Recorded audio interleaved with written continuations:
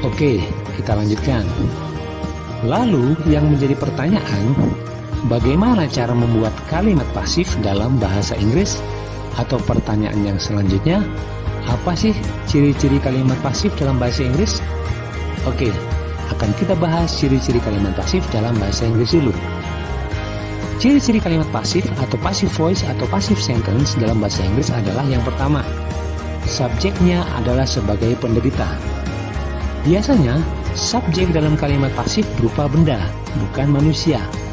Contoh kalimat yang sebelumnya, televisi ditonton oleh Budi, atau nasi dimasak oleh ibu.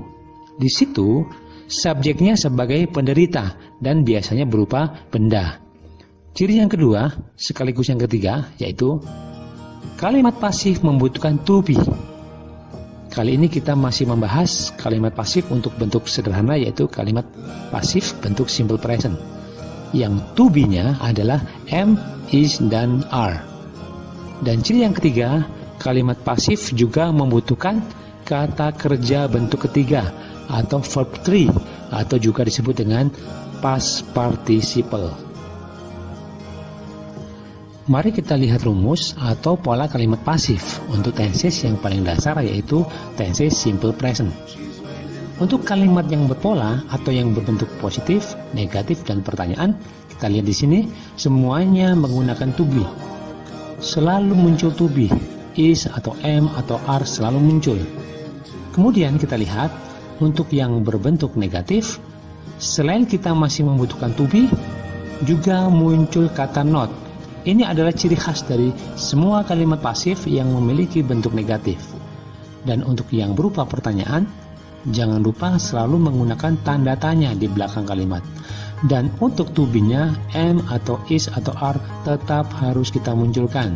Dan itu kita letakkan di awal kalimat atau di depan subjek. Oke? Jadi, di sini kita lihat ciri yang kedua dari kalimat pasif, yaitu to be harus selalu ada.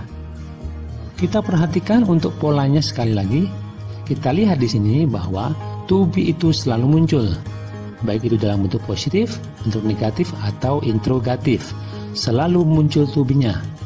Mengenai to be, kita bahas ulang lagi ya. To be am hanya untuk subjek I, dan to be is selain untuk subjek orang ketiga tunggal, he, she, dan it juga untuk subjek benda tunggal. Jadi to be untuk kata ganti orang ketiga tunggal, he is, she is, it is. Lalu, seperti apa contoh subjek benda tunggal? Misalkan, a book, a car, an apple, food, dan lain sebagainya. Itu adalah contoh-contoh subjek benda tunggal. Biasanya, benda tunggal diawali dengan kata a atau an, yang artinya satu atau sebuah. Jadi, untuk kata benda tunggal, a book, to be-nya is, a car, is, dan seterusnya. Kalau untuk to be are, selain digunakan untuk subjek they, we, dan you, jadinya they are, we are, you are, juga untuk subjek benda jamak. Contohnya books, two cars, apples, cakes, children, dan lain sebagainya. Nah, itu adalah contoh subjek benda jamak. Untuk menunjukkan bahwa benda itu adalah benda jamak, kebanyakan menggunakan akhiran s, kecuali kata benda tertentu, misalkan children, people, dan lain-lain. Oke, kita lanjutkan. Jadi, kalau kita sudah paham cara menentukan to be dari sebuah kalimat, mari kita berlatih menentukan to be dari benda berikut. Di sini ada benda, a book, cars, an English book, dan people. Untuk a book, to be-nya adalah is. Untuk cars adalah are. Untuk an English book adalah is. Dan untuk people adalah are. Kenapa? Ya, karena a book adalah benda tunggal, cars adalah benda jamak, an English book tunggal, dan people adalah benda jamak. Jadi, mengenai to be, saya pikir sudah paham ya. Kesimpulannya, dalam kalimat pasif tetap harus ada to be, baik itu dalam bentuk kalimat positif, negatif, atau interrogatif. To be selalu muncul.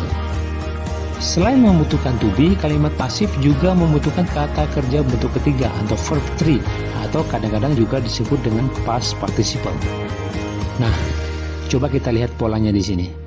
Selalu ada kata kerja bentuk ketiga dan itu wajib ada. Seperti apa sih kata kerja bentuk ketiga? Contohnya seperti ini.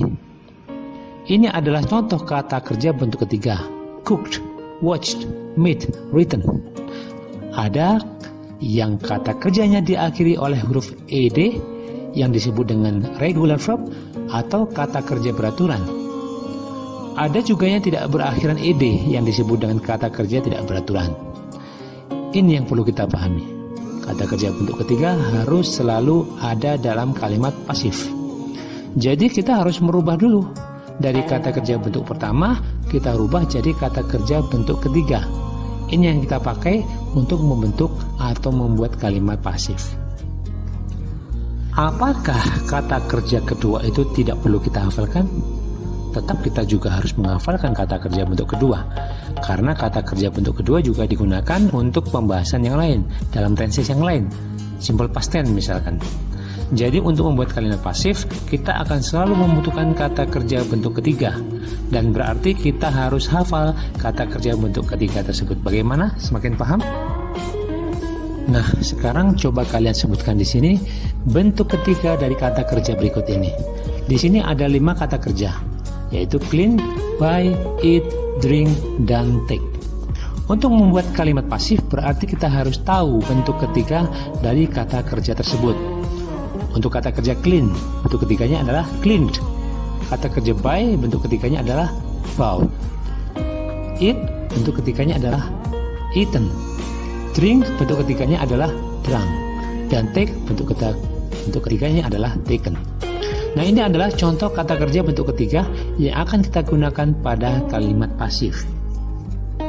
Jadi, kita perlu sekaligus menghafalkan kata kerja bentuk pertama, kedua, dan ketiganya, dan termasuk juga artinya. Coba kita artikan kata kerja berikut. Clean, cleaned. Artinya adalah membersihkan, dibersihkan. Pada kalimat pasif, arti kata kerja berubah menjadi dibersihkan. Berikutnya, buy, bought. Artinya membeli, dibeli. Eat, eaten. Memakan, dimakan. Drink, drunk. Minum, diminum. Take, taken. Mengambil, diambil. Bagaimana? Sudah paham? Kalau sudah paham, silakan kalian melanjutkan ke video yang lain, yaitu video tentang cara merubah kalimat aktif menjadi kalimat pasif. Terima kasih atas perhatiannya. Assalamualaikum warahmatullahi wabarakatuh.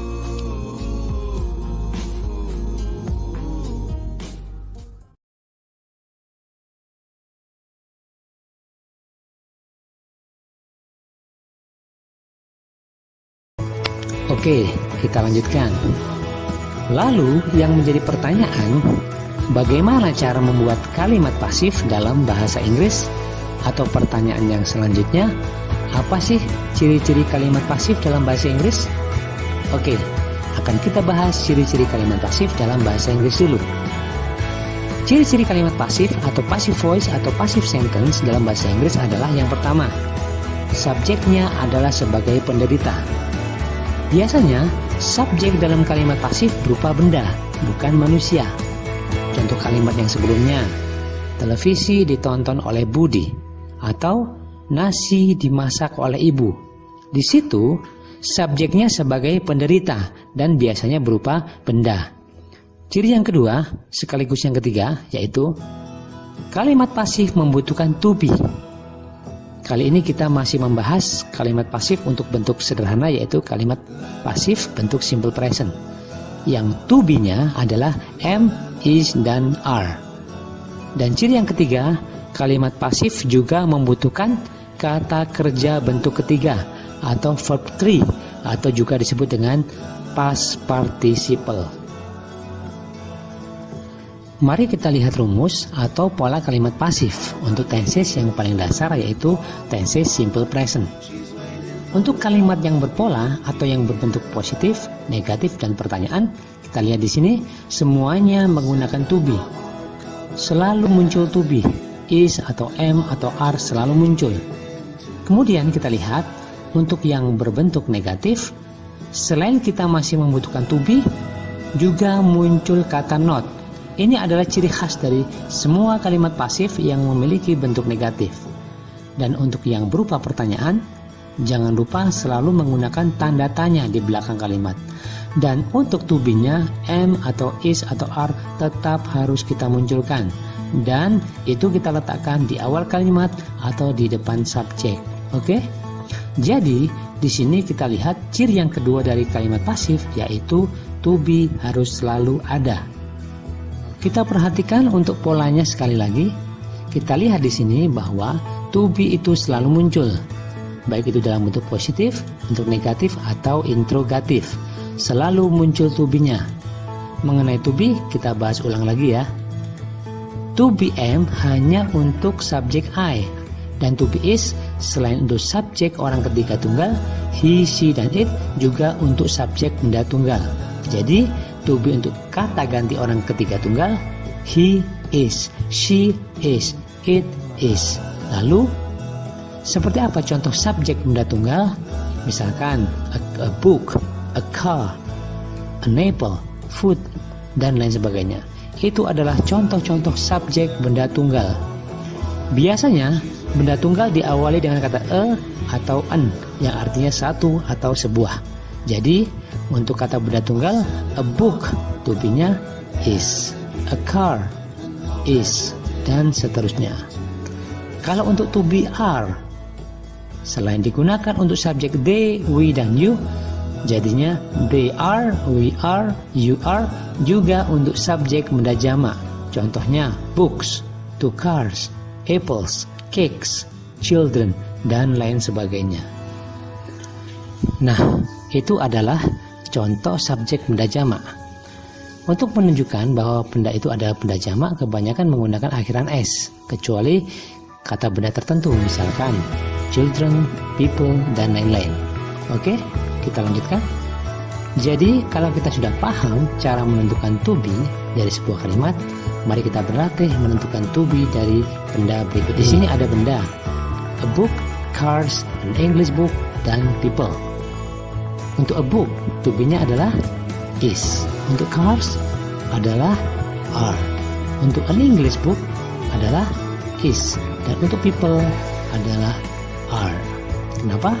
Ya, karena a book adalah benda tunggal, cars adalah benda jamak, an English book tunggal, dan people adalah benda jamak. Jadi mengenai to be, saya pikir sudah paham ya. Kesimpulannya, dalam kalimat pasif tetap harus ada to be, baik itu dalam bentuk kalimat positif, negatif, atau interrogatif. To be selalu muncul. Selain membutuhkan to be, kalimat pasif juga membutuhkan kata kerja bentuk ketiga atau verb 3, atau kadang-kadang juga disebut dengan past participle. Nah, coba kita lihat polanya di sini. Selalu ada kata kerja bentuk ketiga, dan itu wajib ada. Seperti apa sih kata kerja bentuk ketiga? Contohnya seperti ini. Ini adalah contoh kata kerja bentuk ketiga. Cooked, watched, met, written. Ada yang kata kerjanya diakhiri oleh huruf ed yang disebut dengan regular verb atau kata kerja beraturan. Ada juga yang tidak berakhiran ed yang disebut dengan kata kerja tidak beraturan. Ini yang perlu kita pahami. Kata kerja bentuk ketiga harus selalu ada dalam kalimat pasif. Jadi kita harus merubah dulu. Dari kata kerja bentuk pertama, kita rubah jadi kata kerja bentuk ketiga. Ini yang kita pakai untuk membentuk atau membuat kalimat pasif. Apakah kata kerja kedua itu tidak perlu kita hafalkan? Tetap kita juga harus menghafalkan kata kerja bentuk kedua, karena kata kerja bentuk kedua juga digunakan untuk pembahasan yang lain, dalam tenses yang lain, simple past tense misalkan. Jadi untuk membuat kalimat pasif, kita akan selalu membutuhkan kata kerja bentuk ketiga, dan berarti kita harus hafal kata kerja bentuk ketiga tersebut. Bagaimana? Semakin paham? Nah, sekarang coba kalian sebutkan di sini bentuk ketiga dari kata kerja berikut ini. Di sini ada 5 kata kerja, yaitu clean, buy, eat, drink, dan take. Untuk membuat kalimat pasif berarti kita harus tahu bentuk ketiga dari kata kerja tersebut. Untuk kata kerja clean, bentuk ketiganya adalah cleaned. Kata kerja buy, bentuk ketiganya adalah bought. Eat, bentuk ketiganya adalah eaten. Drink, bentuk ketiganya adalah drunk. Dan take, bentuk ketiganya adalah taken. Nah, ini adalah contoh kata kerja bentuk ketiga yang akan kita gunakan pada kalimat pasif. Jadi, kita perlu sekaligus menghafalkan kata kerja bentuk pertama, kedua, dan ketiganya, dan termasuk juga artinya. Coba kita artikan kata kerja berikut. Clean, cleaned. Artinya adalah membersihkan, dibersihkan. Pada kalimat pasif, arti kata kerja berubah menjadi dibersihkan. Berikutnya, buy, bought. Artinya membeli, dibeli. Eat, eaten. Memakan, dimakan. Drink, drunk. Minum, diminum. Take, taken. Mengambil, diambil. Bagaimana? Sudah paham? Kalau sudah paham, silakan kalian melanjutkan ke video yang lain, yaitu video tentang cara merubah kalimat aktif menjadi kalimat pasif. Terima kasih atas perhatiannya. Assalamualaikum warahmatullahi wabarakatuh.